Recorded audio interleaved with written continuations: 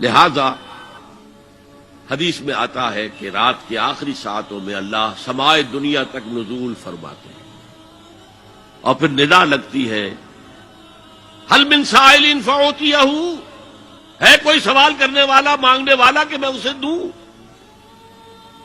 حل من مستغفر فاغفر لہ، ہے کوئی گناہوں کی معافی چاہنے والا کہ میں اسے معاف کر دوں؟ ہم انٹا غفیل سو رہے ہیں،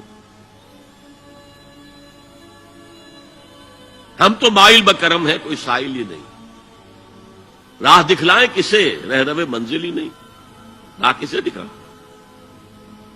اللہ کے راستے پر چلنے کا فیصلہ کرو، اللہ کی راہ میں جہاد کا فیصلہ کرو، پھر اللہ راستہ کھولے گا۔ والذین جاہدوا فینا لنہدینہم سبلنا، وہ لوگ کہ جو ہمارے راستے میں جہاد کریں، محنت کریں، مشقتیں کریں، ہم لازماً ان پر اپنے راستے کھولتے چلے جائیں۔